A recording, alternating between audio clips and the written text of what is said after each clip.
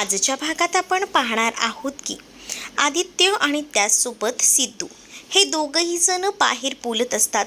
त्यांना खरं तर जयंतच्या वागण्याचा खूप जास्त त्रास होत असतो, कारण आता ही सगळी जण जयंतच्या घरी राहायला आलेली असतात. पण आता जयंत नवीन काय राडा घालतो हा प्रश्न त्यांना पडलेला असतो. सिद्धू मात्र आता म्हणत असतो की आपण बघूया जे काही होतंय ते, पण तरीसुद्धा आपण विशेष लक्ष द्यायला हवं. मला तर ना त्या जानूचीच कमाल वाटते. 6 महिने झाले ती हे सगळं काही सहन करते आणि चेहऱ्यावर जराही दुःख दाखवत नाहीये. त्या मुलीची खरंच कमाल झाली. तर इकडे मात्र आता बोलत असताना आदित्य सांगतो की जानू अशी आधी नव्हतीच, म्हणजे ती अन्यायाविरुद्ध आवाज उठवायची, पण आता तिला काय झालंय की ती अशी वागते. सगळेजण घरात एकत्र हॉलमध्ये बसलेली असतात. सगळ्यांनाच प्रश्न पडलेला असतो की नेमकं झालं तरी काय आहे. म्हणजे या सगळ्या वादाची सुरुवात कुठून आणि कशी झाली याबद्दल त्यांची आता चर्चा सुरू असते. त्याच वेळेला घडलेला सगळा प्रकार अहिल्या आणि लक्ष्मी सांगू लागतात. म्हणजेच त्यांना रियुनियनसाठी कॉल आला होता आणि त्यानंतर हा प्रकार घडलेला आहे याबद्दल सुद्धा सांगितलं जातं. जेव्हा याबद्दल सांगितलं जातं ना, तेव्हा मात्र आता पारू म्हणते की अच्छा, म्हणजे ही तुमची मैत्रीण आहे आणि आता ती सूड गवते. पण आता शांत बसायचं नाही, आपण काही ना काही तर प्रयत्न करायलाच हवे ना. अरे पण हा मंगळागौरीचा खेळ आहे, या बायकांच्या खेळात आमच्या पुरुषांचं काय काम.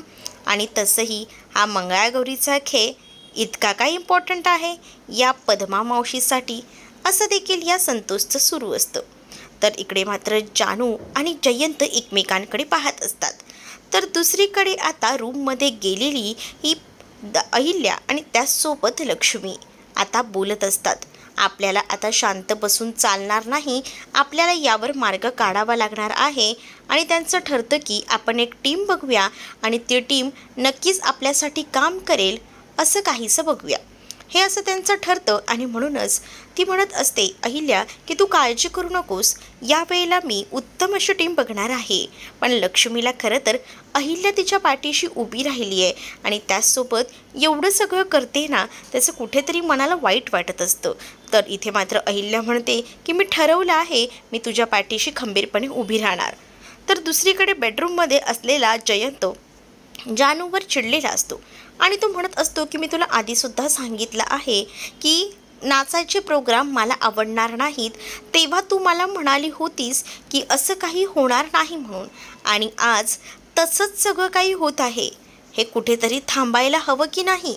मग आता मला काही माहीत नाही, तू डान्समध्ये भाग घ्यायचा नाही आणि इतर कोणालाही घेऊ द्यायचा नाही, असं देखील जयंत जानूला बोलत असतो. अहिल्याने आता एका टीम मेंबर्सना कॉल केलेला असतो. म्हणजेच ती जी टीम असते तीच ह्यांच्यासाठी खेळणार असते आणि त्याचसाठी अहिल्याची खूप ओळख असते आणि अहिल्याने आता एकदम बेस्ट अशा टीमची निवड केलेली असते, जेणेकरून सगळं काही काम सोपं व्हायला हवं. तर जानू मात्र जयंतला समजावत असते आणि जर त्या लोकांनी टीममध्ये भाग घेतला तर मग पुढे काय करायचं असं विचारते. त्यावर जानूला जयंत म्हणतो की मग बघतच बस की पुढे काय काय होतं ते. त्यावर जानू जी आहे ती खूप जास्त घाबरते. तर दुसरीकडे पाहायला मिळतं, इकडे जो संतोष असतो ना, त्याला आता खूप जास्त पैशांची हाव सुटलेली असते. तो म्हणत असतो की कधी मिळणार आहे मला पैसा, कारण मला ना तुमच्याकडनं ती भविष्यवाणी जाणून घ्यायची. फुकटमध्ये मी काही भविष्य वगैरे सांगायला इथे बसलेली नाही आहे, असं ती आता म्हणते. त्यावर किती पैसे होतील तेवढे सांगा, मी द्यायला तयार आहे, असं देखील संतोष म्हणतो. तर संतोषने आता पैसेसुद्धा दिलेले असतात. तर आता तुम्ही सांगाल का मला कुठे पैसे सापडतील, कधी माझ्या नशिबात धनलाभ आहे याबद्दल सांगा ना. तर तिथेच जयंतने जी कुंडी लावलेली असते ना, त्या 3ऱ्या नंबरच्या कुंडीत ती त्याला पैसे शोधायला सांगते. किचनमध्ये पारू आता नाश्त्यासाठी काहीतरी बनवत असते आणि म्हणूनच ती आता ऑमलेट बनवायचं ठरवते सगळ्यांसाठी. तेवढ्यातच आदित्य तिथे येतो आणि आदित्य म्हणत असतो की पारू तू एकटी काय करतेस, मी पण आहे ना तुझ्या मदतीला, चल आपण दोघं मिळून बनवूया. तेवढ्यातच किचनमध्ये जयंत आलेला असतो आणि जयंत म्हणत असतो की काय चाललं आहे तुमचं. तुम्ही तुम्ही जाऊन बसा, मी सगळं करतो असं तो पारूला म्हणतो. पण पारू म्हणते की नाही हो, मी करेन हे सगळं. तेवढ्यातच पारूच्या हातात ना अंड खाली पडतं. अंड आता खाली पडल्यामुळे ते फुटतं आणि त्यामुळेच पूर्ण लादीवर पसारा होतो. आणि हे सगळं तर आठवतं ते म्हणजे आदित्यला. आदित्यच्या लक्षात येतं की आता मला जानूने जी गोष्ट सांगितली होती तसाच प्रकार आता इथे घडत आहे. आता पुन्हा कांगाव होईल, पण त्याआधी आपण हे सगळं आवरून टाकूया असाच आता आदित्य विचार करतो. आदित्य लगेच ते पडणारं अंड असतं त्या डस्टबिनमध्ये टाकतो आणि ते सगळं काही व्यवस्थित वॉश करून ठेवतो, जेणेकरून कोणताही त्रास जयंतला व्हायला नको आणि तो देखील यावर काही बोलायला नको असंच आदित्यला वाटतं. आदित्यने सगळं साफ करून झाल्यानंतर त्यांनी आता कपडासुद्धा स्वच्छ धुतलेला असतो. त्यावर जयंतला कुठे आता बरं वाटतं. तर इकडे आता एका हॉलमध्ये बोलवलेलं असतं ते म्हणजे त्या पद्माने अहिल्या आणि त्याचसोबत लक्ष्मीला. लक्ष्मी आणि अहिल्याने जी मंगळागौरीसाठी टीम सिलेक्ट केलेली असते ना, त्या बायकासुद्धा तिथे आलेल्या असतात आणि त्याच वेळेला त्या दोघींचंही वेलकम आता या सगळ्या बायका करतात आणि तुम्ही आम्हाला या सगळ्यामध्ये संधी दिली असं देखील म्हणत असतात.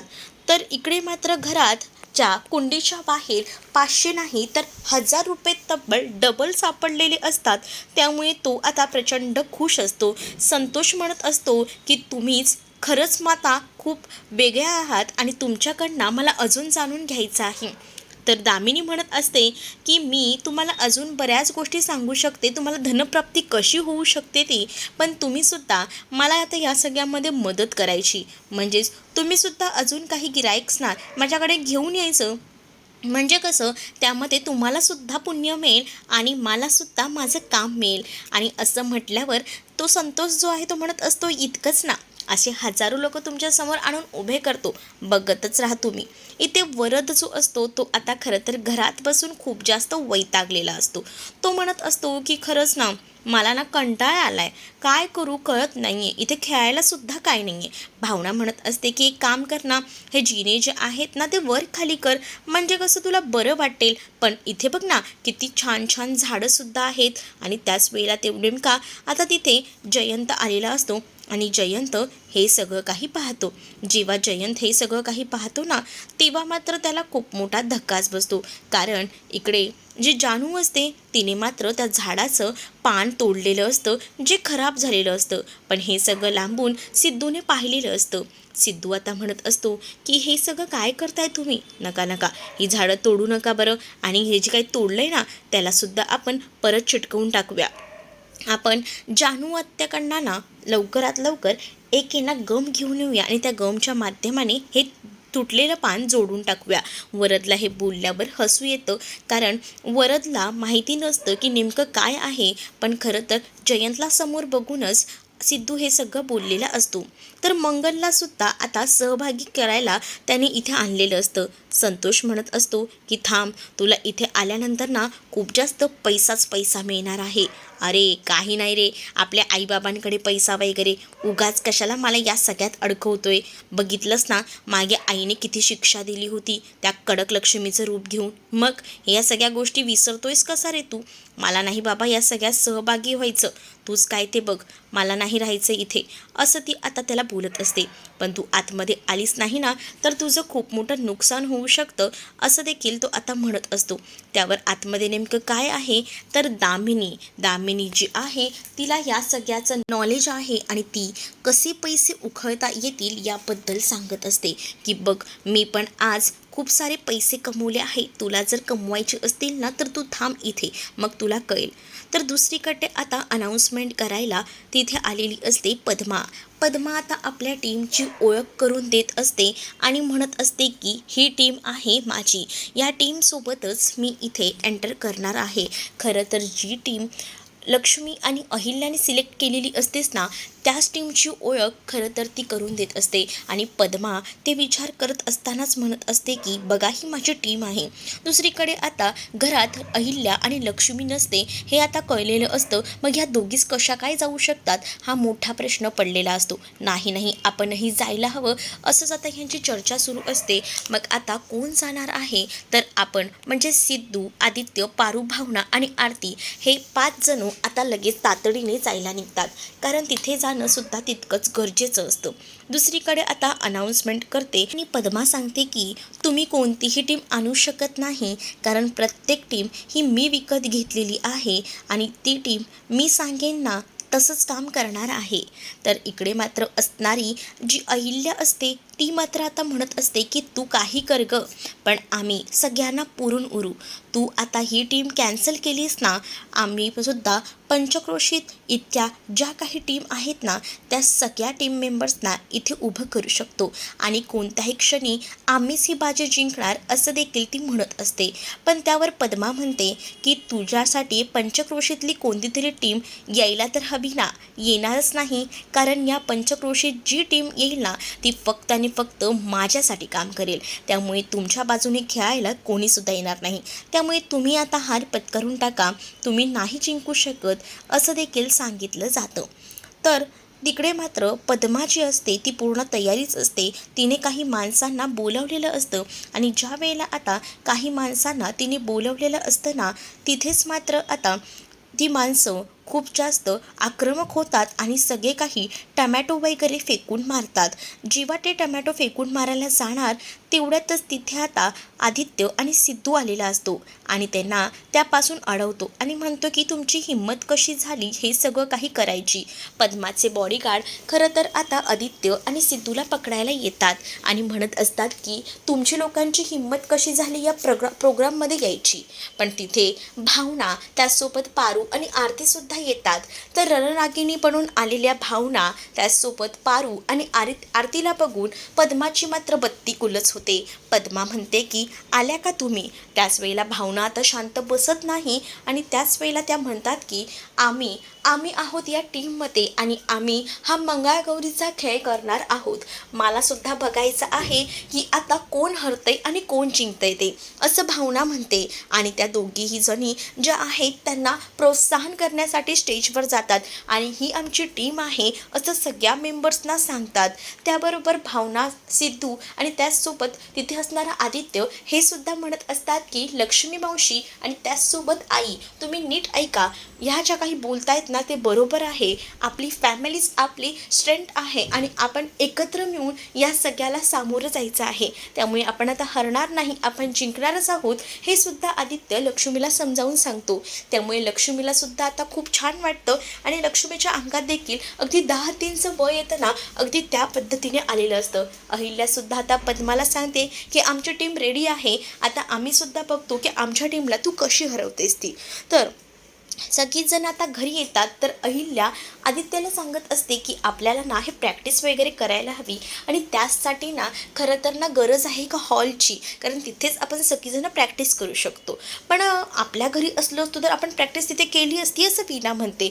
अरे मग त्यात काय, हे जयंत घर आहे ना इथे तर आपण प्रॅक्टिस करू शकतो ना असं वीणा म्हणते. पण आता खरं तर ह्या सगळ्यामध्ये हाही सपोर्ट करेल का जयंत हा सुद्धा प्रश्न लक्ष्मीला असतो. पण लक्ष्मी काही विचारायला गेल्या तेवढ्यातच आजी बोलतात, अगं जयंत तुला आई बोलतो आणि तो कधी नाही बोलणार आहे का, तो कधीच नाही बोलणार नाही, असं होणारच नाही. तो तुम्हाला उलट सांगेल की तुम्हाला काय करायचं आहे ते करा. आता देखील बघितलंच ना तर आता सगळ्यांसमोर जयंत काहीच बोलू शकत नसतो. जयंतची जी आहे ती पूर्णपणे बोलती बंदच झालेली असते. त्यामुळे जयंत सगळ्यांना होकार देतो आणि तुम्ही ते प्रॅक्टिस करू शकता असं म्हणतो. पण आता इथे तुम्हाला काय काय सामान लागणार आहे ते मला सांगा. वीणा म्हणते की दागिने तर खूप लागतील, कारण दागिन्यांशिवाय बाईला शोभा नाही. ते सगळे जे काही लिस्ट असते ती खरं तर आदित्य आणि सिद्धू लिहून घेतात. त्याच वेळेला लक्ष जानूचं असतं ते म्हणजे जयंतकडे. जयंत जानूकडे पाहत असतो आणि तो तिला सांगतो की रूममध्ये चल. त्याबरोबर जानूसुद्धा आता रूममध्ये जायला तयार होत असते. पण घरातल्यांना काय सांगणार, कारण सगळीजण एकत्र तिथे असतात आणि त्यांना काय सांगून आपण जाणार हा मोठा प्रश्न असतो. पण ती म्हणते की मी जरा आलीच हा, आणि असं बोलून ती लगेच जयंतसोबत बेडरूममध्ये जायला निघते. सिद्धू आणि त्याचसोबत आदित्यचं लक्ष असतं. त्यांना कळून चुकतं की हे दोघं जे आहेत ते कशासाठी गेलेले आहेत. तर जयंत रूममध्ये जाऊन जानूला ओरडतो आणि हे खाली जे काही चाललंय ना ते आत्ताच्या आता थांबायला हवं असं देखील म्हणतो. त्यावर जानू म्हणत असते, मग तू तेव्हाच त्यांना का नाही सांगितलंस? तर जयंत म्हणतो, मी त्यांना सांगू मग ते लोक माझ्याबद्दल काय विचार करतील, म्हणूनच मी काही बोललो नाही. तर जानू म्हणते की ठीक आहे, मी त्यांच्याशी बोलते. मग तर झालं, मग तू खाली जाऊन काय सांगशील की मी सांगितले की हे सगळं करायचं नाही? जानू म्हणते की नाही, मी तुझं नाव जराही येऊ देणार नाही, तू काळजी करू नको, हे सगळं मलाच मान्य नाही असं मी सांगते. तर जानूने असं म्हटल्यानंतर खूप जास्त आनंद खरं तर जयंतला होतो. तेवढ्यातच खालून त्याला म्युझिकचा आवाज येतो, म्हणून त्याला राग येतो. तो आता पटकनच खाली जातो आणि तिथे जाऊन बघतो तर काय, म्युझिक ऑन असतं. तिथे दिशा, त्याचसोबत असणारी दामिनी आणि त्या सगळ्या जणी 4 जणी ज्या असतात ना, त्या गाण्यावर मस्त ठुमके लावत असतात. तर तिकडे मात्र बाकी सगळ्याच जणी उभ्या असतात. पण हे गाणं, हे असं गाणं थोडी लावतात मंगळागौरीच्या प्रोग्रामला, असं लक्ष्मी म्हणते. अरे थांबा रे, असं नाही नाचायचं, लक्ष्मी म्हणते. त्याबरोबर आदित्य गाणं थांबवतो आणि कोणत्या पद्धतीचं गाणं आता लावायचं आहे असं म्हणतो. पण इकडे मात्र त्या जयंतला प्रचंड राग येतो. जानू विचार करते की आता हे सगळं कसं थांबवू, पण थांबवायला तर लागणार ना.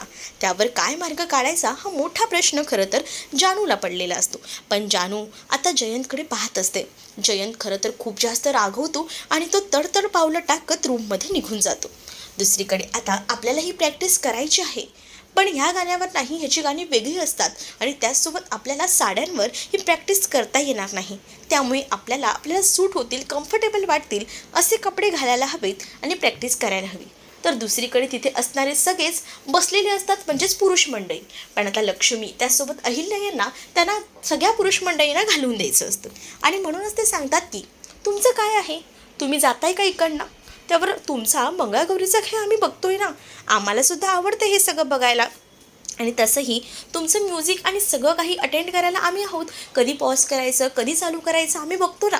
पण नाही, तुम्ही इथे बसायचं नाही म्हणजे नाही, आमची प्रॅक्टिस आहे, सो आम्हाला प्रॅक्टिस करू दे, तुम्ही आताच्या आता इकडनं जा, असं लक्ष्मी आणि त्याचसोबत अहिल्या आदित्य आणि सिद्धूला सांगत असतात. सिद्धू म्हणत असतो की अहो काकू ऐकून तरी घ्या.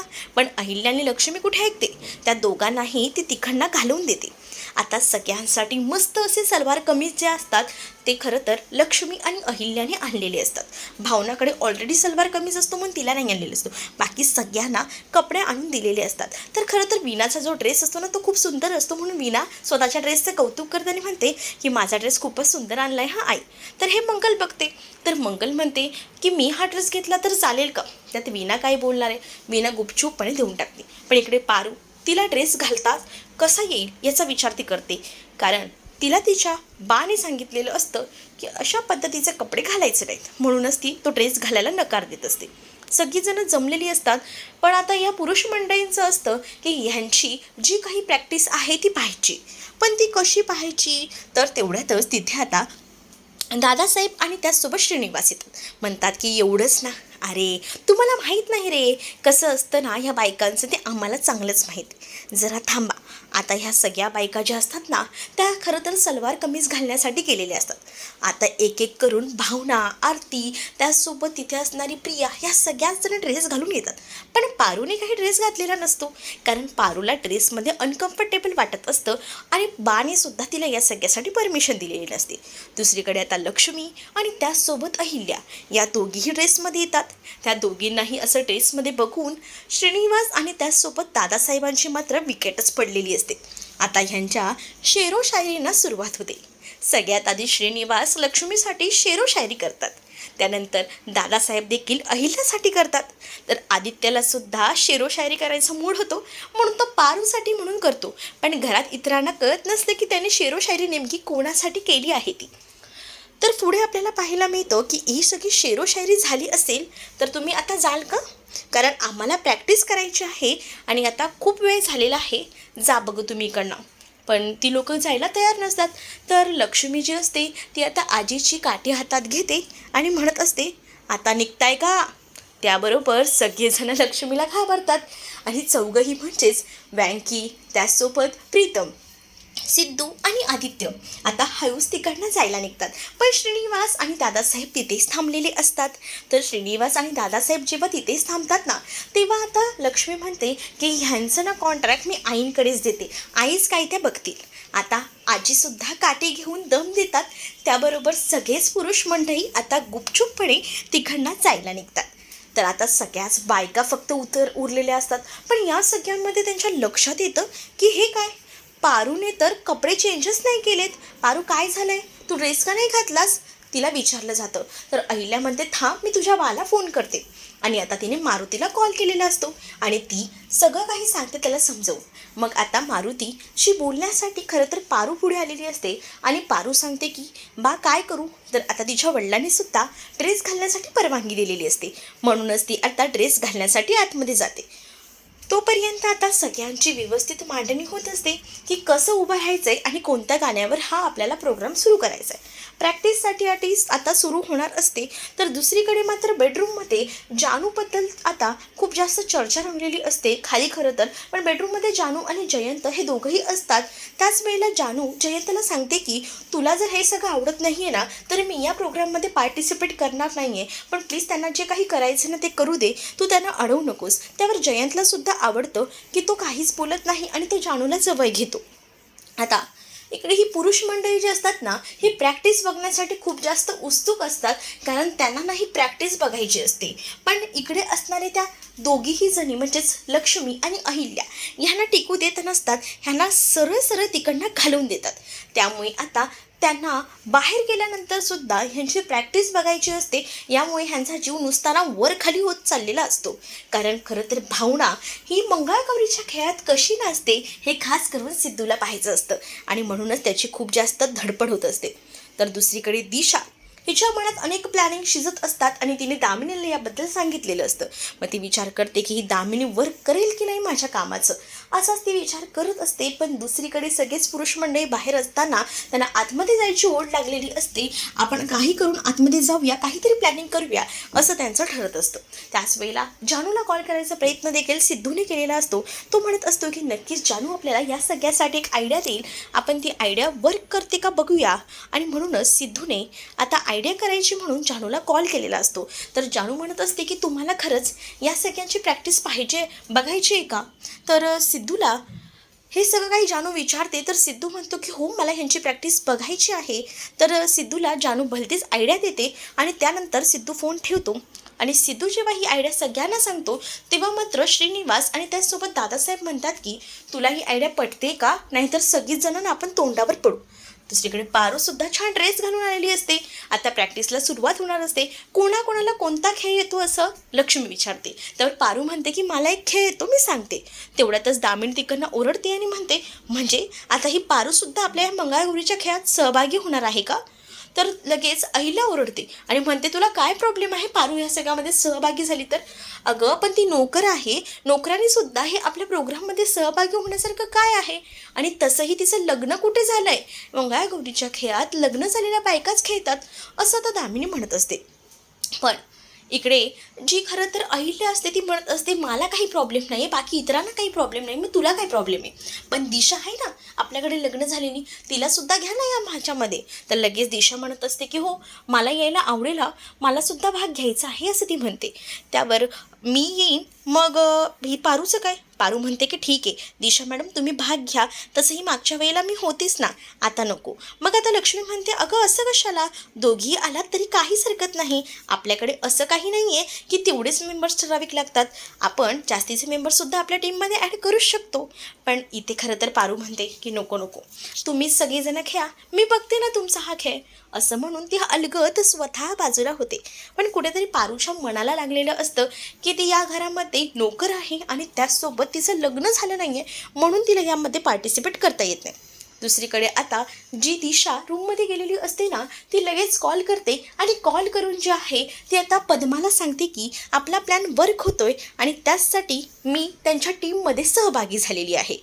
इकडे असलेले ते दादासाहेब म्हणत असतात की तुम्ही हा प्लॅन जो काही करताय ना तो खरंच नीट करा, नाहीतर कुठेतरी तोंडावर पडाल आणि पूर्णच प्लॅन चौपट होईल. पण मुलं कसली ऐकतात, लगेच ती आतमध्ये गेलेली असतात.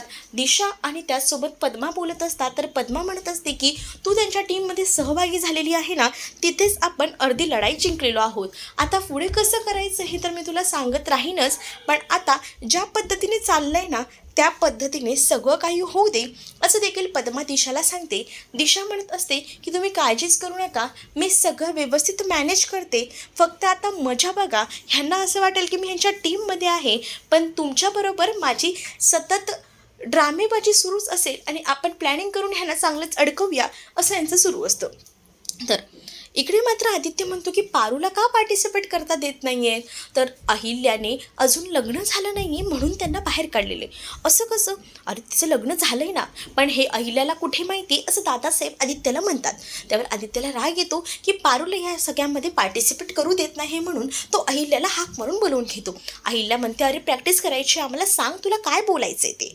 तेवढ्यातच दामिनी देखील येते. दामिनी म्हणते की काय बोलायचं आहे आदित्य, एकदाचं बोलून टाका, सारखं पारू पारू पारू करत बसतो. आता आदित्य सगळं काही सांगेल का, काय वाटतं तुम्हाला हे मला कमेंटमध्ये सांगा. खरं तर तुम्हा लोकांना हे लक्ष्मी मालिके पारू आलेले हे तर आवडलेलं नाही आहे, मलाही आवडलं नाही आहे, पण काय करणार, आपल्याला हा महासंगम बघावाच लागतोय. तर दुसरीकडे मात्र सिद्धू आणि आदित्य जयंतला जाब विचारत असतात आणि तू कसा माणूस आहेस ना हे आम्हाला माहिती आहे असं देखील जयंतला म्हणत असतात. जयंतसुद्धा आता भयंकर चिडलेला असतो आणि तो त्यांच्यावर ओरडत असतो. पण आता जानूसुद्धा मागे येऊन उभी असते आणि ती सिद्धू आणि त्याचसोबत आदित्यला रिक्वेस्ट करते प्लीज त्याला काही बोलू नका, प्लीज प्लीज. त्याबरोबर ती दोघंही जण शांत बसतात. तर हरीश आता सिंचनाकडे गेलेला असतो आणि तो आता विनवणी करत असतो की सिंचना घरी चल. तर आजी म्हणते कोणाच्या घरी, छप्पर तरी आहे का डोक्यावर घरी जायला, असं बोलून आता ती हरीशचा अपमान करते. तर तुम्हाला हा भाग कसा वाटला हे नक्कीच कमेंटमध्ये सांगा. व्हिडिओ आवडला असेल तर व्हिडिओला लाईक करा. चला तर मग भेटूया पुढच्या भागामध्ये. तोपर्यंत टाटा बाय.